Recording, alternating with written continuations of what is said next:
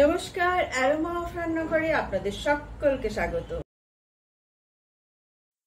আজকে বানাচ্ছি মুগ ডালের চিলা বা ধোসা। খুব হেলদি একটা ব্রেকফাস্টের রেসিপি। আপনারা যারা একটু লাইট ব্রেকফাস্ট অথবা কেউ কেউ ডিনারে একটু লাইট খাবার পছন্দ করেন তারা এটা ডিনারেও খেতে পারেন। খুব সুন্দর টেস্টি হয়, ক্রিস্পি হয়, খুব ভালো খেতে হয়। বানানোর জন্য খুব বেশি কিছু লাগবে না। 1 কাপ মুগের ডালকে আমি এখানে 3 থেকে 4 ঘন্টা ভিজিয়ে রেখেছিলাম। দেখুন মুগ ডালগুলো খুব ভালোভাবে ভিজে গেছে। খুব বেশিক্ষণ ভেজাবেন না, তাতে মুগ ডালের যে টেস্টটা সেটা কিন্তু নষ্ট হয়ে যায়। এই 3-4 ঘন্টা ভেজালেই হবে। এটা পিষতে হবে। আমি এটাকে একটা মিক্সিং জারে নিয়ে নিচ্ছি, আর এর মধ্যে লাগবে আদা আর কাঁচা লঙ্কা। আর কাঁচা লঙ্কা আজকে বাড়িতে একদমই কম আছে, তাই আমার এই ছোট্ট গাছটি আজকে এখানে ভরসা। প্রচণ্ড বৃষ্টি হচ্ছে, আজকে বাজার যেতে পারিনি। এই দেখুন 3-4টে পেয়েছি, এতেই হবে। এবার এই ডালটার মধ্যে এই কাঁচা লঙ্কা আর আদা আমি দিয়ে দিচ্ছি। 1 টুকরো আদাকে এখানে কুচো কুচো করে দিয়ে দিচ্ছি, আর আমি 1টা কাঁচা লঙ্কা দিয়েছি। এখানে এখন নুন দেবো না, বিনা নুনেই এটাকে খুব ভালোভাবে পিষে নিতে হবে। দেখুন পেশা হয়ে গেছে, আমি এটাকে বাটির মধ্যে ঢেলে দিচ্ছি। এটা কনসিস্টেন্সিটা কিন্তু এরকমই হতে হবে। খুব বেশি পাতলা হলে কিন্তু ধোসা বা চিলা ভালো হবে না, কেননা এতে চাল নেই। আর এর ভেতরে যেটা দেবো বা স্টাফিংয়ে যেটা দেবো সেটার জন্য আমি কি নিয়েছি দেখুন। পনির, একটু গাজর গ্রেট করে নিয়েছি, ক্যাপসিকাম আছে কুচো কুচো, একটু পেঁয়াজ কুচি আছে, আর একটু লঙ্কা কুচি আছে।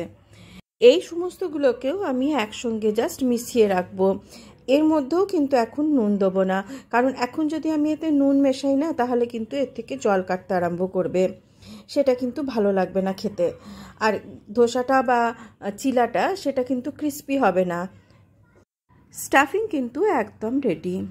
এবার এই যে ব্যাটারটা করলাম সেই ব্যাটারটার মধ্যে আমি একটুখানি নুন দিলাম, স্বাদ মতো নুন দিলাম, আর সামান্য একটুখানি চিনি।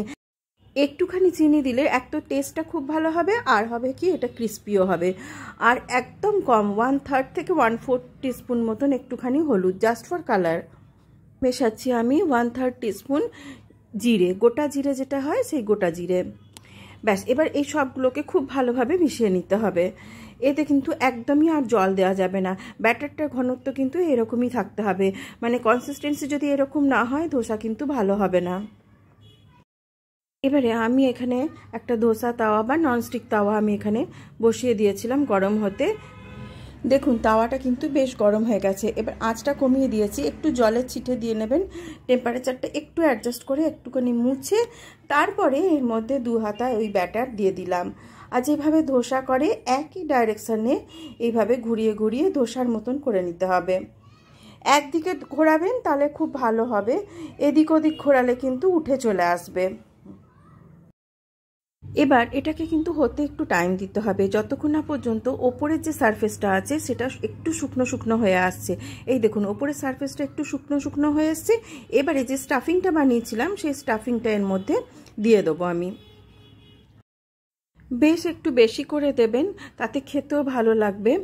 আর এটা অনেকটাই হেলদি, প্রোটিনও ভরপুর। যারা এই ধরনের জলখাবার পছন্দ করেন তাদের তো খুবই ভালো লাগবে। বাচ্চাদের টিফিনেও দিতে পারেন, খুব সুন্দর লাগবে। আর এতে অনেকটাই প্রোটিন, ফাইবার সব আছে।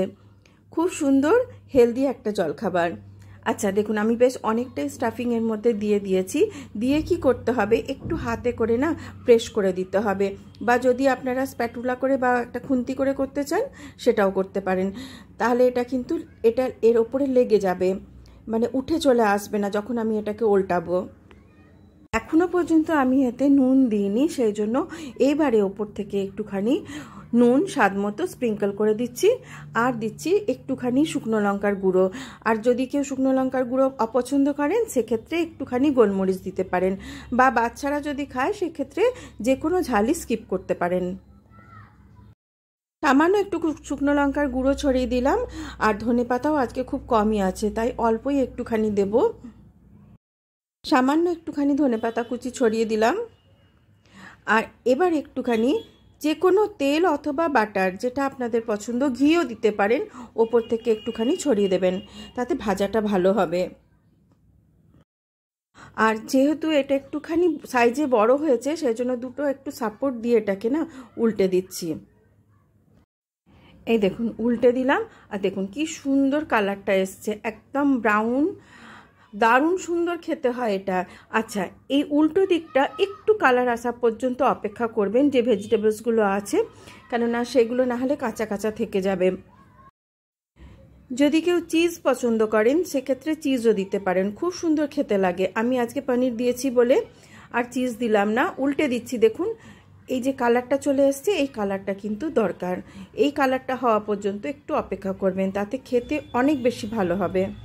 সাইড থেকে একটুখানি তেল ছড়িয়ে আর একটুক্ষণ একটু ভেজে নিলাম যাতে ক্রিস্পি হয়ে যায়। এটা কিন্তু হয়ে গেছে, আর এটা ভাজার দরকার নেই। এবার আমি এটাকে যেরকম ধোসা ফোল্ড করে ঠিক সেইভাবে আস্তে আস্তে ফোল্ড করে দিচ্ছি, আরামসে ফোল্ড হয়ে যাবে, একদমই নিচে লাগবে না। দেখুন এই দেখুন কি সুন্দর ক্রিস্পি হয়েছে, দেখুন। ব্যাস হয়ে গেছে, এবার এটাকে পরিবেশনের পালা। চাটনি, দই যে কোনো কিছুর সঙ্গে এটা খেতে ভালো লাগবে। আমার আজকে আর চাটনি করা হয়নি, তো আমি সসের সঙ্গে আর মায়োনিজের সঙ্গে দিচ্ছি। সার্ভ করার সময় ছোট ছোট টুকরো করে কেটে দিন, আরও ভালো লাগবে। ভেতর থেকে যে স্টাফিংটা আছে সেটা দেখাও যাবে আর খেতেও সুবিধা হবে। রেসিপি কীরকম লাগলো আমাকে অবশ্যই কমেন্ট বক্সে জানাবেন। আপনারা জানালে আমার সত্যি সত্যি খুব ভালো লাগে। যদি ভালো লেগে থাকে তাহলে প্লিজ একটা লাইক, শেয়ার আর সাবস্ক্রাইব করবেন। আর যে সমস্ত দর্শক বন্ধু ফেসবুক পেজ থেকে দেখছেন তাদের উদ্দেশ্যও বলছি, প্লিজ চ্যানেলটাকে ফলো করবেন। অনেক অনেক ধন্যবাদ সবাইকে সঙ্গে থাকার জন্য। সবাই খুব ভালো থাকবেন আর সুস্থ থাকবেন। আবার দেখা হবে আপনাদের সঙ্গে আরও একটা নতুন রেসিপি নিয়ে। Till then, bye by.